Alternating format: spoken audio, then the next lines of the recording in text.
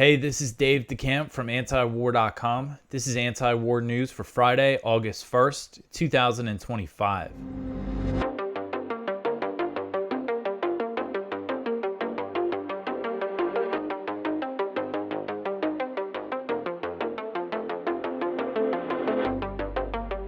All right, the first story at the top of antiwar.com today. Witkoff meets with Netanyahu amid stalled talks. So U.S. Middle East envoy Steve Witkoff met with Israeli Prime Minister Benjamin Netanyahu in Jerusalem on Thursday amid stalled Gaza ceasefire negotiations and as people are starving to death in Gaza due to the U.S.-backed Israeli siege. So neither side released a statement on the meeting, but the two officials were expected to discuss the status of negotiations with Hamas, which both the U.S. and Israel quit. They quit the negotiations last week. And Hamas said on Thursday that it was willing to restart talks if the humanitarian crisis in Gaza was resolved. According to Haaretz, Hamas said in a statement, quote, "Continuing the negotiations while there is mass starvation empties them of content and meaning. The occupation withdrew from talks last week without any justification," end quote.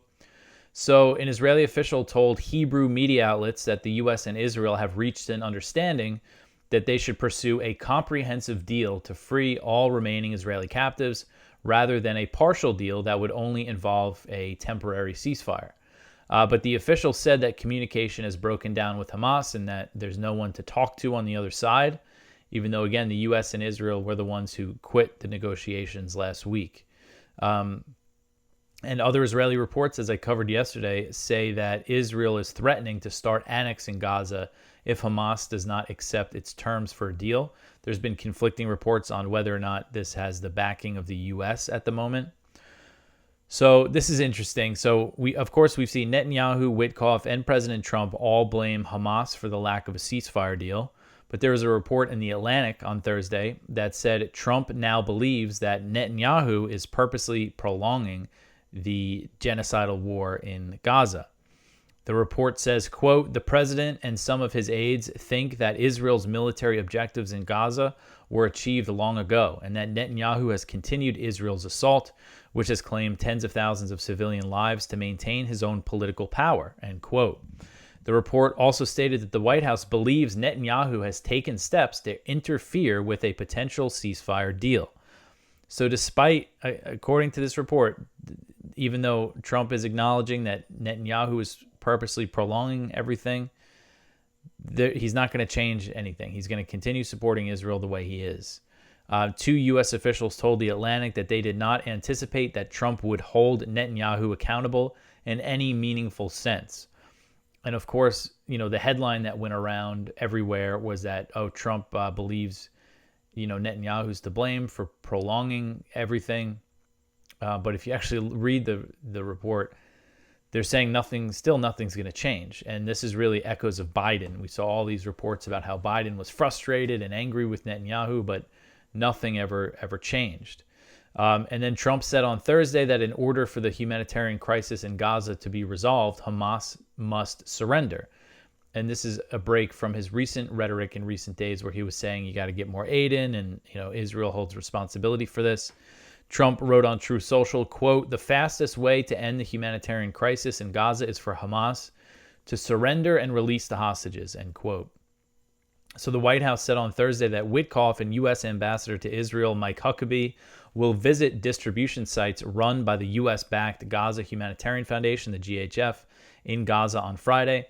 And of course, we've been covering it so much that this has been a total disaster, this U.S.-backed aid distribution thing where over 1,000 Palestinians have been killed trying to get aid since they began operating. And most of them were near the GHF sites. Some of them also trying to get food from UN aid trucks.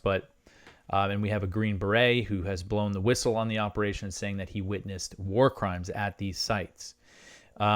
So the White House said that Huckabee and Witkoff will inspect the current distribution sites and secure a plan to deliver more food, as well as meet with locals to hear firsthand about the dire situation on the ground. Trump has said that he will be involved in providing more aid for Palestinians in Gaza, but it's unclear, and the White House is saying they're going to announce some new aid thing. We don't know any details.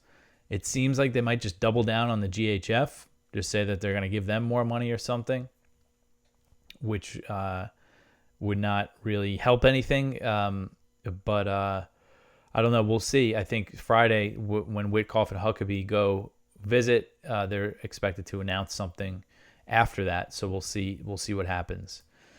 All right. So the next one here: Trump threatens Canada trade deal over plan to recognize Palestine. So this is really something else here.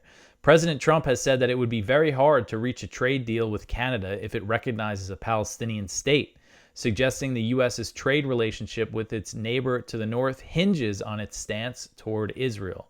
So this is what Trump wrote on Truth Social early Thursday morning. Quote, "Wow, Canada has just announced that it is backing statehood for Palestine. That will make it very hard for us to make a trade deal with them. Oh, Canada." End quote. So the post came after Canada's Prime Minister, Mark Carney, said that Canada would recognize a Palestinian state in September if the Palestinian Authority agrees to certain commitments. And Carney's comments came after both the UK and France also announced plans to recognize a Palestinian state at the UN General Assembly in September.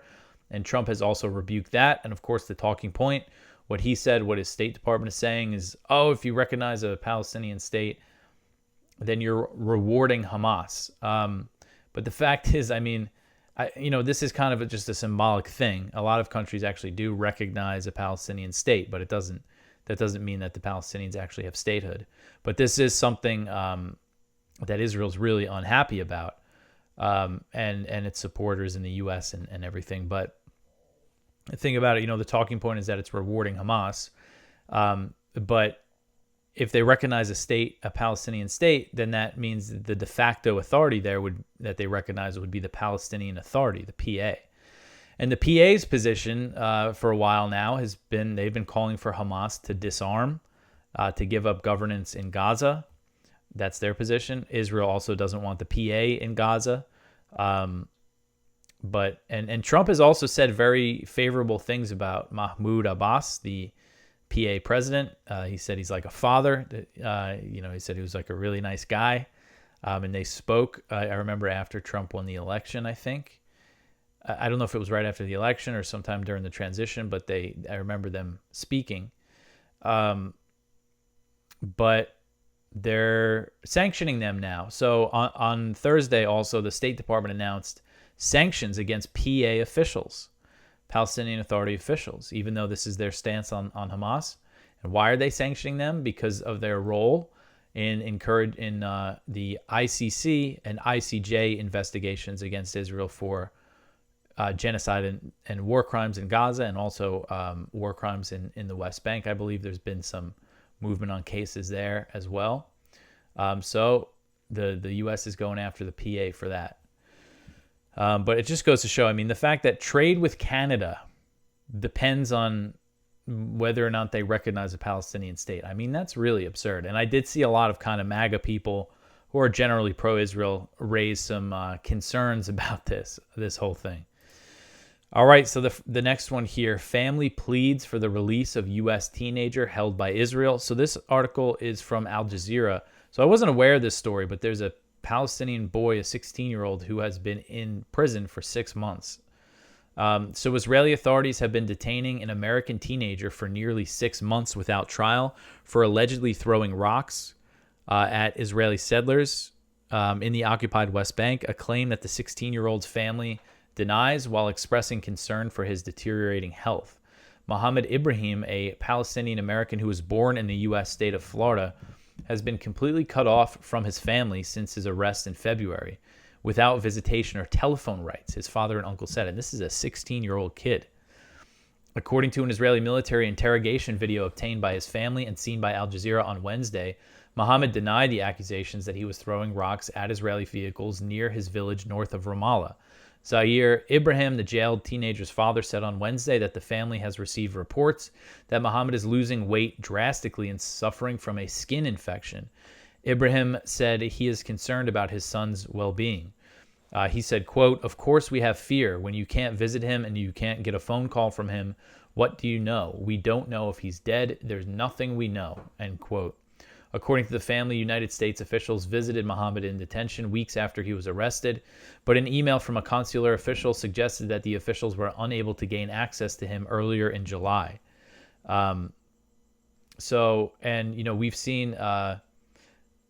We have seen all of the reports about torture in these Israeli prisons, and scabies is a very common infection. And they believe that he has scabies now from being in the prison, and that he's losing weight because they barely give them any food. This is something Ben Gvir has bragged about. And again, 16-year-old kid just thrown in jail over allegations. This is life for Palestinians under the Israeli military occupation in the West Bank. And you would think because he's an American citizen, maybe he would be treated a little better. But no, and we don't see any pressure from the U.S. government over this particular case. All right, so the next one here, Israeli forces kill 111 Palestinians in Gaza. So Gaza's health ministry said on Thursday that Israel's genocidal assault on Gaza took the lives of 111 Palestinians, and another 820 were wounded over the previous 24 hours. The health ministry said that the majority of those killed, 91, were killed while attempting to reach aid, including 54 who were killed on Wednesday near the Zikkum crossing in northern Gaza. I mentioned that massacre yesterday. The Israeli military admitted to firing on the crowd in the area, but they claim that they're not aware of any casualties. But other reports say they fired artillery shells at the crowd. So it's just absolutely horrific. And there's a picture here of someone who was killed while seeking aid, being carried on a pallet, went to try to get food and came back dead. And how many people does this happen to on a daily basis? Dozens of people getting killed this way. 91 killed while trying to get aid in 24 hours. The health ministry said that since the GHF began operating at the end of May, at least 1,330 aid seekers have been killed and 8,818 have been injured. In this case, in this massacre in northern Gaza, it was people trying to get an aid truck. And desperate Palestinians who are starving due to the Israeli siege have been fighting over aid trucks and pallets of aid that have been dropped from the sky. Eslam El Telbani, a displaced woman from Jabalia, told the Associated Press that she was carrying a sack of flour and a bottle of cooking oil when she was attacked and had to give them up. So this is a mother who made the trek out and found some flour, and then she was assaulted and it got stolen from her. And she said, quote, "I went and my children prayed that I'd return with food. They haven't eaten or drank anything for 2 days," end quote. And I saw someone made the point in the comments yesterday, and it's an important point to make. When it comes, with these aid trucks, you see people, they swarm them and they grab flour. And that means that they got to, cook with that flour. And with the GHF aid boxes that they give them, they don't give them any food that's like ready to eat. It's all stuff that needs to be cooked, which means they need water, clean water and things like that. And same thing with the baby formula. You need to mix it with clean water, which is another thing that they're deprived of. Just imagine you're starving the way these people are. And what do? You get a big sack of flour. And then you got to go home and figure out how you're going to cook it. How you're going to turn it into bread. So anyway, Israeli strikes and shelling also continue to pound targets across the Strip. At least 5 Palestinians were killed when an Israeli drone targeted a tent in southern Gaza. And there are other strikes in northern Gaza as well. So the daily massacres, the genocide continues. All right, so the next one here, Palestinian newborns starving in Gaza as infant formula runs out. Another one from Al Jazeera. We got 2 articles from them today. So Palestinian mothers in the Gaza Strip are desperately trying to feed their newborns as Israel's punishing blockade on the besieged enclave has led to dire shortages of infant formula, with some resorting to filling bottles with water and whatever food they can find. Dr. Khalil Dakran told Al Jazeera on Thursday that as supplies of formula run out, many mothers are often too malnourished to breastfeed their infants. This is stuff we've been covering, but I just think it's important to highlight the plight of these mothers and these babies. It's just absolutely horrific. You would think if babies are starving to death, that should be enough to just say, okay, full ceasefire. Let's make sure we get baby formula, and then we'll figure out what we're going to do next. It's just so horrific. So this is the doctor said, quote, "In the Gaza Strip, we have thousands of children being starved because there is no milk for children under the age of 2. These children, their mothers, also have malnutrition because there is no food, so the mothers cannot produce milk. Now our children are being fed either water or ground hard legumes, and this is harmful for children in Gaza," end quote. Azar Imad, 31, says she has mixed tahini with water in hopes of feeding 4-month-old baby Juri. But she said she fears the mixture will make her baby sick. And I mean, just imagine this. If you got kids, it's like, it's so stressful having little babies and everything in general, and just living in these conditions. It's just, man. But this is what Israel has done to Gaza, and as long as there's no ceasefire and real full humanitarian effort, this is going to go on. And I know that the health ministry did not release any numbers on people starving to death, but I saw one report of a 27-year-old who died of starvation, and pictures of his body, just horrific. Apparently he had hepatitis, which is something you can easily live with, but because he did not have proper access to proper food, he died. He starved to death. All right, so the next one here, GHF whistleblower interviewed by Tucker Carlson. So I just put this on the blog. So Lieutenant Colonel Anthony Aguilar, the retired U.S. Army Green Beret, who has been speaking out about the GHF aid sites, who says he witnessed war crimes in Gaza, witnessed the IDF fire artillery and tank rounds into crowds of unarmed, starving people, says he saw them kill a very small boy who thanked him for aid. He was interviewed by Tucker Carlson, which is great. I was literally thinking the day before, because Tucker had John Mearsheimer, and the title was something like, the Palestinian genocide. And I thought, man, it would be great if Tucker got Aguilar on, the whistleblower, and then he did. I haven't watched the full interview, but I just wanted to post it because I think his testimony is really important. And he also went on Breaking Points with Crystal Ball and Sagar and Jetty. And one of the things they addressed there was all these allegations against him. So as what typically happens with a whistleblower, people are starting to smear him. The GHF is claiming that he's a liar. They put out all these text messages that he sent. And none of it, disproved any of his testimony, which aligns with all the reports that we've seen come out of Gaza every day. But it's worth watching the Breaking Points one if you have, about the allegations. And Tucker actually said he's coming back on his show next week, and they're going to go in depth, responding to all the allegations against him.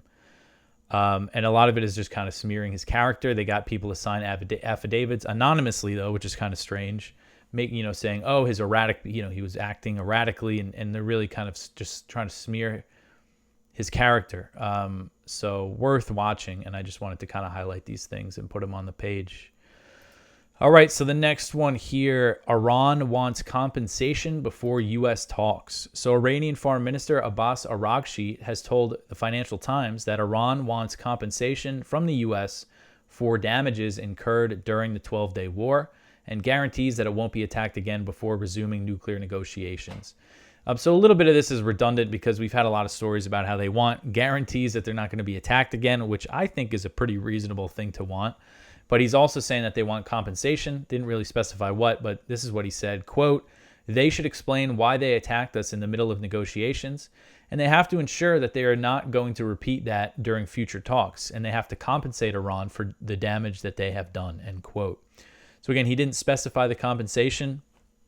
One thing that the U.S. does have the ability to do is give Iran its own money. I mean, the U.S., there's billions of dollars in Iranian funds that are frozen overseas that the U.S. could release that. And, that wouldn't be the U.S. actually giving Iran money. It would be them just allowing them to have access to their own money.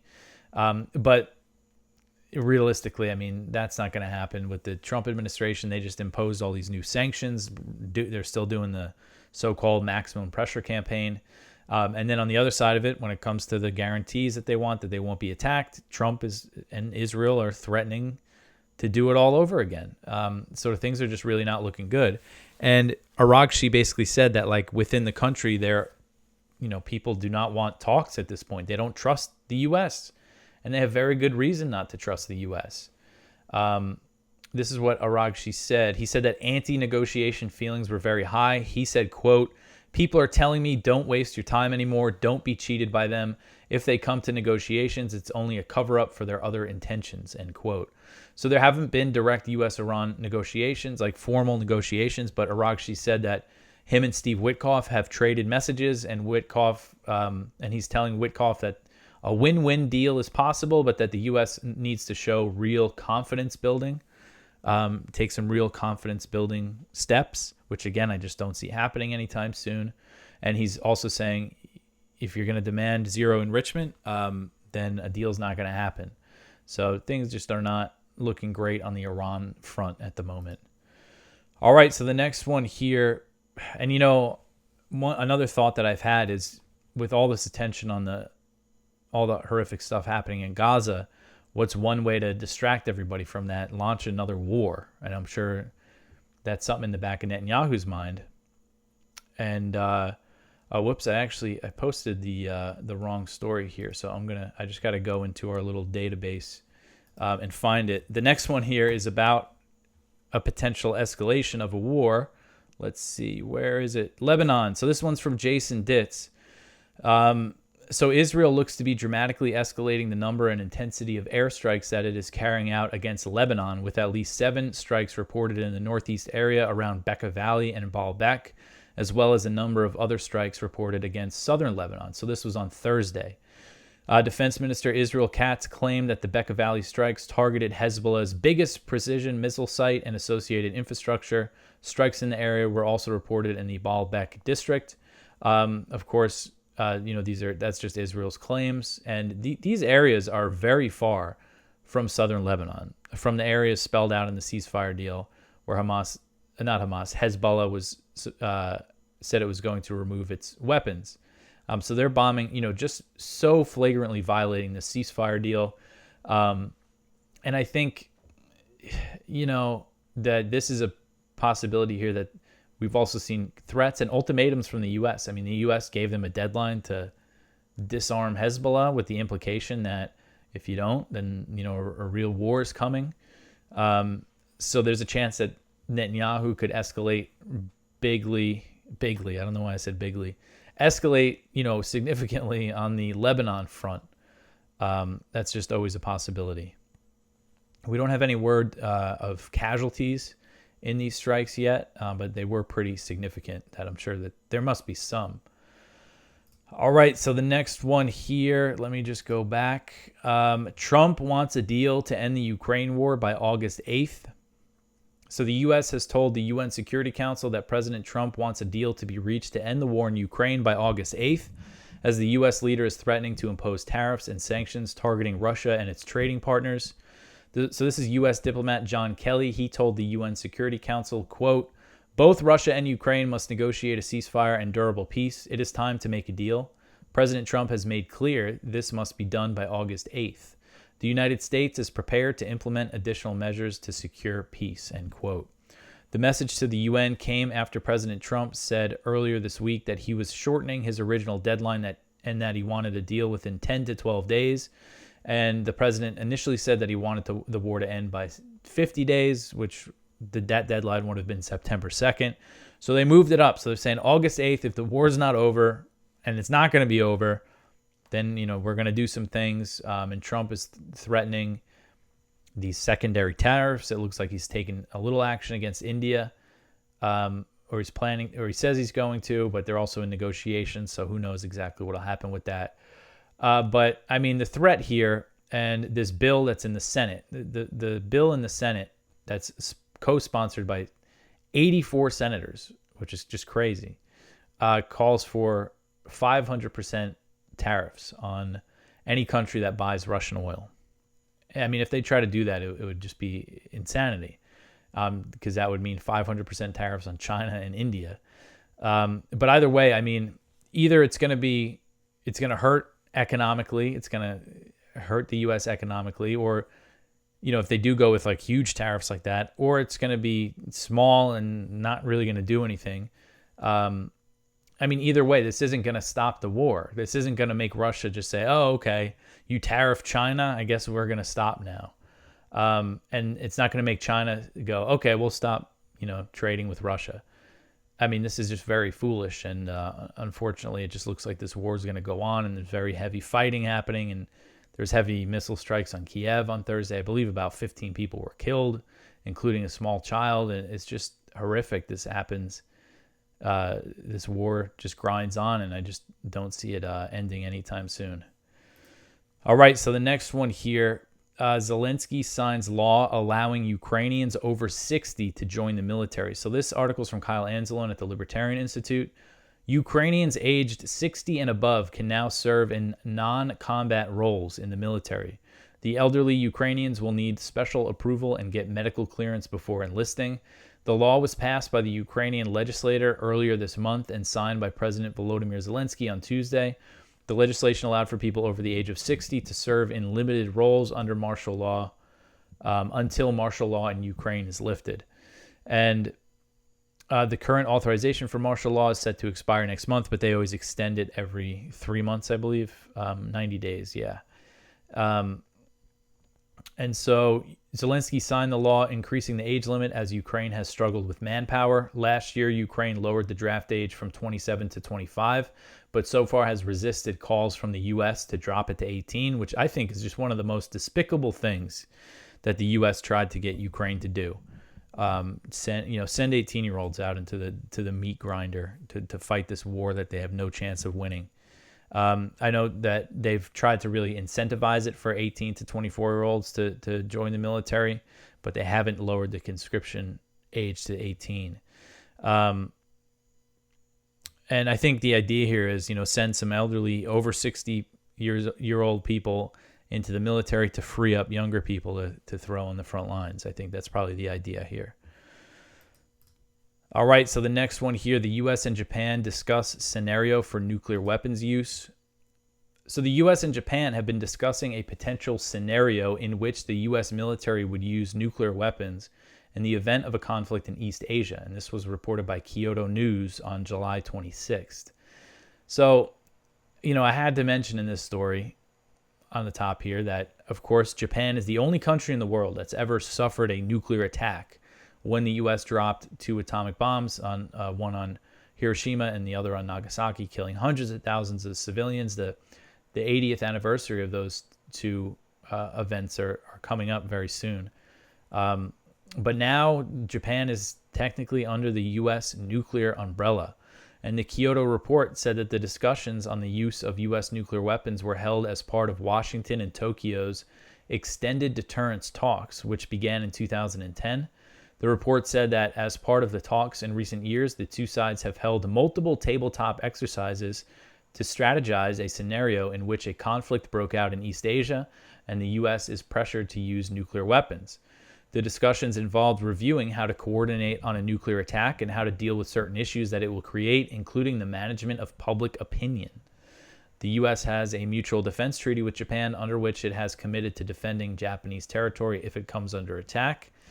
And experts told the South China Morning Post that a stronger commitment regarding the U.S.'s nuclear umbrella could ease some Japanese concerns about supporting the defense of Taiwan if it's attacked by China. U.S. officials have been pressing both Japan and Australia to make commitments on what they would do in the event of war with China over Taiwan. Elbridge Colby, the China hawk in the Pentagon, is apparently pushing for that, to get Japan and Australia to make commitments, essentially, to get involved in the war. So apparently, Japan, essentially what they're saying is that the stronger commitments on the nuclear umbrella will make Japan more likely to make commitments on Taiwan. And I think this is all just crazy talk. But the nuclear talks are sure to anger China, and they've already expressed concern about the news. The Chinese Defense Ministry spokesman said, quote, "As a country that has suffered nuclear bombings, Japan should have a deep understanding that nuclear war must never be fought," end quote. And the spokesman also said that there are elements in Japan who wanted to upgrade the U.S. extended deterrence posture and are considering nuclear sharing, an arrangement that the U.S. has with several of its NATO allies. And this is something I remember being discussed a couple years ago, the idea of nuclear sharing with Japan, which that would mean U.S. nuclear weapons being stationed in Japan, or, there's been talk of doing that with South Korea as well. And that would just be really bad news. And the U.S. still technically maintains this policy of strategic ambiguity on the question of whether it would intervene if China attacked Taiwan. But on the other hand, the U.S. military is openly preparing for war with China over Taiwan, despite the risk of nuclear war. So, I think the whole way people think about this whole situation in Asia needs to be change. This idea that we can even go to, fight a war with China just needs to be completely removed from the conversation. It's just, you make certain things inevitable when you plan things like this. All right, so that is it for the news for today. Please go check out our Viewpoints, one from Caitlin Johnstone. Israel apologists think, no, we're starving sick kids is a winning argument. And again, I talked about this yesterday, but it's just the amount of people saying, oh, the kid had cerebral palsy. That's why he's starving to death. Like, that's some kind of excuse. Is just despicable stuff. One from Edward Hasbrook. House committee revives proposal for automatic draft registration. One from Michael Holmes. The War of Empires, a review of Paul Chamberlain's Scorched Earth. One from Hiba Al-Makadma. In Gaza, hunger has overtaken bombs as Israel's cruelest weapon. And our spotlight is from Branko Marchtich. How much is pro-Israel journalism worth? So please go check all that out. Lots of stuff in the lower part of the page, about conflicts that we don't really discuss on here, like Sudan, other things happening in Africa, and just lots of stuff going on around the world that we don't really get to cover in the top part of the page, because our focus obviously is on the conflicts that the U.S. is involved in, that we're funding with our tax dollars. But also go check out our blog content over there. There's always stuff to see at antiwar.com, even if you watch this show or listen to this show. So that is it for the week. Yeah, right? Yeah, this is the last episode of the week. So let's hope, as always, that things get better in Gaza somehow. Till the next time I talk to you. And you could always support us just by liking, sharing, subscribing, follow us on social media, share antiwar.com articles and things like that. I will be back in a few days. I hope everyone has a good weekend. Thanks for listening.